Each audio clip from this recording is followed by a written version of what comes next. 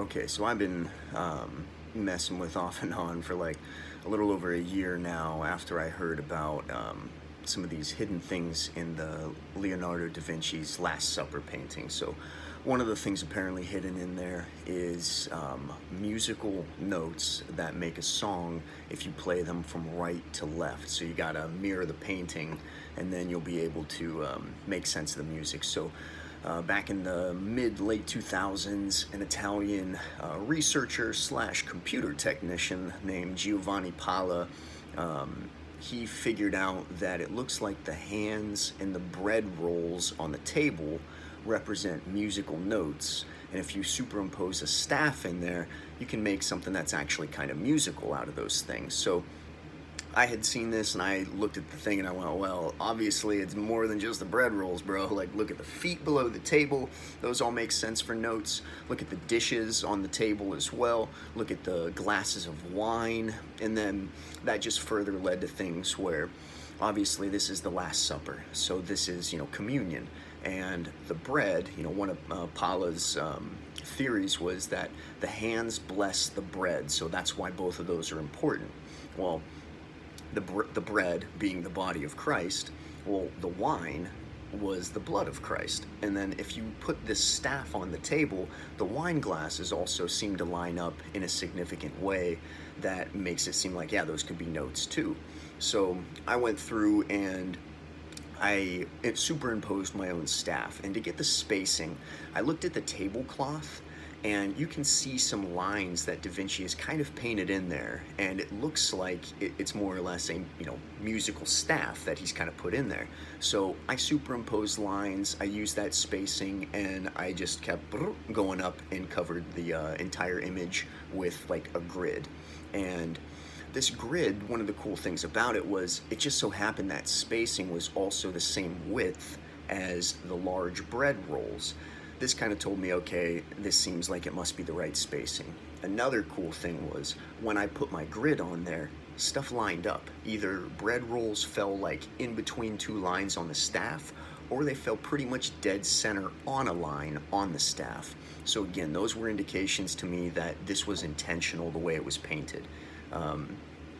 And side note, there's a little weird thing about a lot of the Da Vinci paintings. They're off at an angle. They're slightly slanted. I didn't measure the amount of degree that they're slanted, but when I put my lines in there first, I was just drawing a straight line with Photoshop across the straight edge of the table. But when I superimposed all my lines, I realized like they're slightly slanted, and they slant from like top at the left side down toward the right. But when you mirror everything, obviously it flips and they're slanted upward. But either way, it still kept the same kind of spacing and interval for the notes. But then I got to figure, well, where do the notes sit on the staff? What note is what? And I had to look back at some Gregorian chant stuff and some various other things, but like a 5-line staff is somewhat recent in the grand scheme of things in terms of music. We always didn't have, a treble clef and a bass clef and all that other stuff. So kind of figuring out what it's intended to be also is a bit of a mystery. But when I took the plates, for instance, and I transposed the plates from the picture onto a staff, what I got, and of course after mirroring it, what I got was really musical. And the spot where Jesus is in the center of the painting is actually that. So it's kind of cool because it's a chord, it's a dyad, where everything else seems to be more or less singular notes for those things.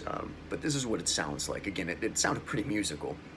The first half goes, and again, I'm not playing in a specific tempo. I assume it's in 3/4 time, but I'm just gonna play some notes, so ignore the timing and everything. But again, the notes sound musical. And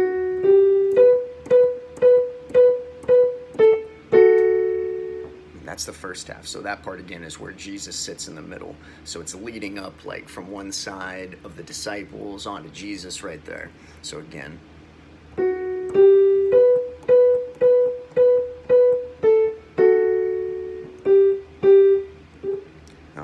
And then so the second part after this goes, what is that? Sharp.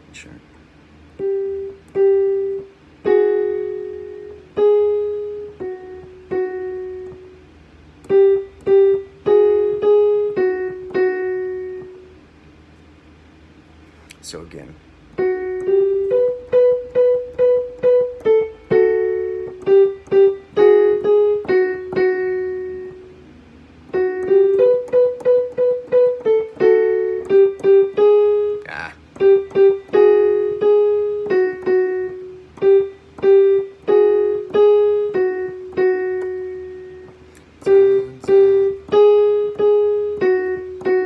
Sounds pretty musical, right? So again, first half, second half. I can't play it very well, but second half goes.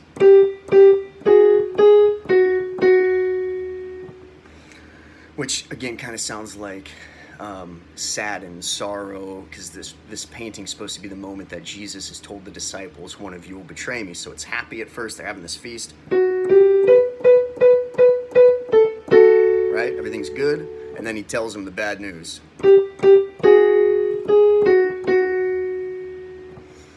I don't know. It seems pretty musical. Again, that's just the plates. There's obviously more of the wine glasses, and then you can start incorporating multiple things to create, more chords and more, fuller sounds to see if there's anything there. And then you can look at the intervals between them and see if there's any kind of specific pattern or number we're supposed to extract. But that's it for now. Again, one last time.